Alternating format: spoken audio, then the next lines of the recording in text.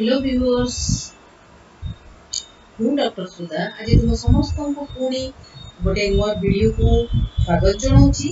ତୁମେ ଜାଣିଛ ଆମର ସମସ୍ତ ଭିଡ଼ିଓ ଗୁଡ଼ିକ ପର୍ଯ୍ୟବେସିତ କାହା ଉପରେ ନା ତୁମର ସମସ୍ତ +3 first semester ACC 1 environment study disaster management बा परिवेश अध्ययन विपर्यय परिचालना जोटा कि तुम्हार कंपलसरी पेपर सब पिला मानक पई सब कॉलेज रे +3 स्वयं शासित कॉलेज बा तुम्हार डिग्री कॉलेज समस्त कॉलेज गुडी करे +3 कला विज्ञान वाणिज्य रो प्रथम सेमेस्टर समस्त पिला को पई ए विषयटी बाध्यतामूलक पेपर।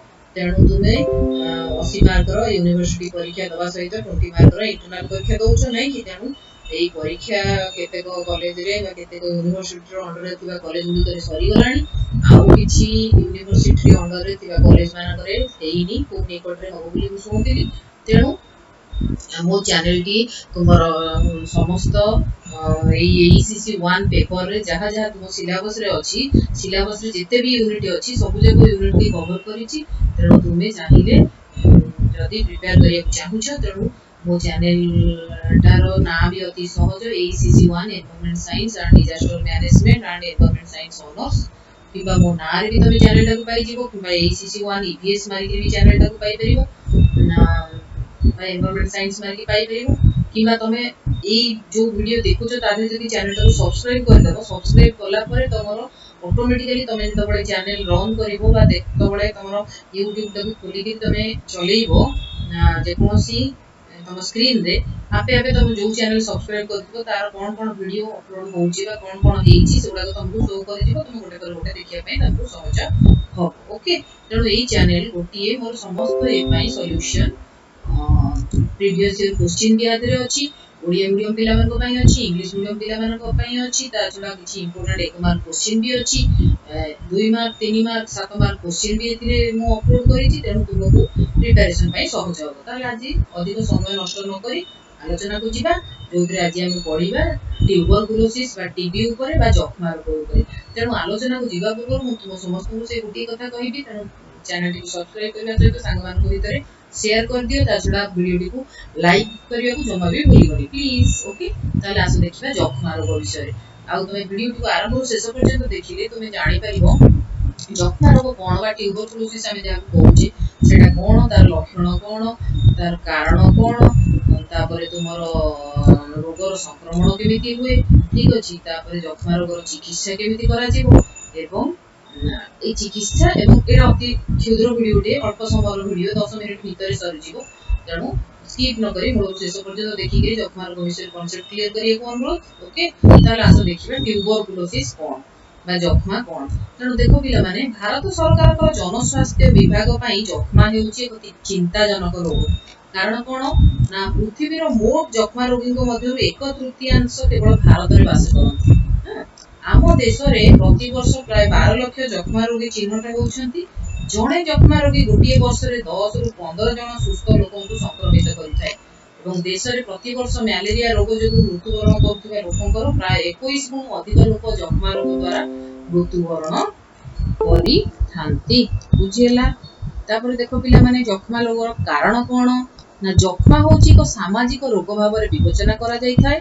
कारण कोन ना जखमा रोग संक्रमण पई भेषज अपेक्षा सामाजिक कारण रो प्रभाव अधिक। सामाजिक कारण गुडी को मध्य रे कोन कोन होची ना तमरो दारिद्र्य, निकृष्ट बासगृह व्यवस्था, गोटी छोट स्थान रे अधिक संख्यक लोक वास करिबा, कुपोषण, शिक्षार अभाव, बाल्य विवाह, रोग विषय रे जनसचेतनतार अभाव इत्यादि इत्यादि नै कि ऊपर लिखित समस्त प्रकार कारण प्रभाव जखमा रोग संक्रमण एवं रोग संचारण रे सहायक भूमिका ग्रहण करथांती। तेबे एही रोगर मुख्य कारण कोन एक बीजाणु। ओके, तार लक्षण कोन देखो जदि जणे जखमा बीजाणु द्वारा आक्रांत हेला ताको जखमा रोग हेला ताली ता मधे कोन कोन लक्षण प्रकाश पाइबो जा पर आमे कहि परिबा जे ताको जखमा रोग होईची बोली बा टीबी होईची बोली। ओके, तेणु देखो जखमा रोग रे संक्रमित होइथिबा व्यक्ति ठारे 3 रु 4 सप्ताह पर्यंत काश लागि रहिबो। तापर 2 रे देखो ज्वर छाड़िबो नाही। तापर 3 छाती रे जंत्रणा अनुभूत होइथाय। तापर 4 रे कोन काश समय रे कफ सहित रक्त पड़े। ଏହି ପ୍ରକାର ଲକ୍ଷଣ ପ୍ରକାଶ ପାଇଲେ ତୁरंत डाक्तरखाना को जाई कफ परीक्षण करिनेबा उचित हैला। तापर देखो रोगर संक्रमण केमिति हेइ थाए बा ट्रांसमिशन ऑफ डिजीज जदि रोगटा आको हमें कहूचे कोन संक्रामक रोग नहीं तेणु संक्रामक रोग माने कोन जणु को हेइची माने आउ जणु को विभिन्न माध्यम देइकरी एटा आउ जणु को संक्रमित करिवार चांस बहुत अधिक नहीं।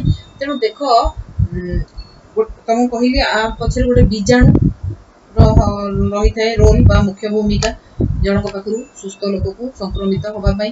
तेणु देखो बीजाणु ना कोन माइकोबैक्टीरियम ट्यूबरकुलोसिस बहुत इंपोर्टेंट एटा हला टीबी कहा द्वारा होई थाए। माइकोबैक्टीरियम ट्यूबरकुलोसिस नामक एक बीजाणु संक्रमण जोगु जक्ष्मा रोग होई थाए। तेणु एहा एक बीजाणु जनित रोग। एहा कोन करे ना एहा मुख्यतः मनुष्यर फुसफुस को संक्रमण करि थाए। एथि सहित बीजाणु अंतनळी हाड़ लसिका ग्रंथि खंजा चर्म और मस्तिष्क आवरण को मध्य संक्रमित करुथिबार जणा पड़िछि हैला। तेणु यही रोग कौन हुए ना गो महिष आदि प्राणी ठारे मध्य देखा जाए एवं गोरु गाई ठारू मनुष्य शरीर को संक्रमित होता है। यह छड़ा जक्ष्मा रोगीर काश समय सृष्टि होता क्षुद्र जलबिंदु बा ड्रॉपलेट्स वायु द्वारा परिवाहित होई सुस्थ लोकर फुसफुस रे प्रवेश करिले संक्रमण आरंभ होता है बुझेला। जक्ष्मा रोगर संक्रमण हार कम किंतु थरे संक्रमण आरंभ हेले रोग चिकित्सा जरूरी। चिकित्सा अभाव रोगीर मृत्यु मध्य घटी थाए बुझेला। तापर देखिबा जक्ष्मा रोगर चिकित्सा केमती करा जाए ट्रीटमेंट ऑफ टीबी बा ट्यूबरकुलोसिस ओके। कफ परीक्षण रोगी ठारे जक्ष्मा रोग बीजाणु थिबार जणा पड़िले रोगी को केमोथेरापी चिकित्सा सहित जक्ष्मा रोग पई रहितबा औषध सेवन पई डाक्तर परामर्श देई थांती बुझेला। ताले रोगी डाक्तर परामर्श अनुसार आवश्यक परिमाण औषध निर्धारित दिन पर्यंत व्यवहार करने आवश्यक। डाक्तर परामर्श अनुसार औषध न खाइले रोगर प्रकोप बढ़ी जाए। औषध विरुद्ध रे बीजाणु प्रतिरोध शक्ति आहरण करिथाए बा एंटीबायोटिक रेजिस्टेंस हला। आ औषध आउ काम करे नहीं प्रतिरोध शक्ति आहरण करथिबा एही बीजाणु अति भयंकर भाव रे गोष्ठी संक्रमण सृष्टि करथाए हला। तापर देखो नूतन भाव रे आविष्कृत डॉट चिकित्सा है एटा बहुत इंपोर्टेंट जे जक्ष्मा पाई कोन चिकित्सा करा जाय। तेणु डॉट चिकित्सा जक्ष्मा रोग विरुद्ध रे एक फलप्रद चिकित्सा। डॉट चिकित्सा योजनार सफल रूपायन द्वारा आम देश रे जक्ष्मा रोग नियंत्रण होई पारिबो बोली आकलन करा जायछि एवं जक्ष्मा रोग नियंत्रण पाई भारत सरकार 1962 मसियारु जातीय जक्ष्मा नियंत्रण कार्यक्रम हाथ को नेइछन्ति बुझिला। एही कार्यक्रम विशेष सफलता हासिल करि नथिला। 1997 मसिहारु एही योजना अधीन रे डॉट चिकित्सा प्रसार करा जिबा द्वारा देश रे हमर संक्रमण हार 80% रु कम होईछि एवं मृत्यु हार 50% मध्ये ह्रास पाइछि। आगामी दिन मानकर जक्ष्मा रोग संपूर्ण भावे नियंत्रण करिबा पई सरकार मध्ये योजना प्रणयन करचंती हैला। तेणु डियर व्यूअर्स एठी आज हमर छोटो आलोचनाटी सरी जाइछि जोथरे तुमे जक्ष्मा रोग बा तुमे टीबी बा ट्यूबरकुलोसिस रोग विषय रे भल भावे धारणा पाइलो नहीं। तेणु गोटे शॉर्ट क्वेश्चन पाई बा लॉन्ग क्वेश्चन पाई लिखिया पाई यथेष्ट। तेणु प्रिपेयर करिवो एठी आज हमर आलोचना सरी जाइछि हमें विदाय नबा। तेणु पुणी तुम सहित आ गोटे नुवा वीडियो रे मोर देखा हेबो से पर्यंत निजर जत्न नै करी भल से रहिबो एवं भल से पढ़ा पढ़ी करूथिबो ओके। ताले रहुची बाय टेक केयर।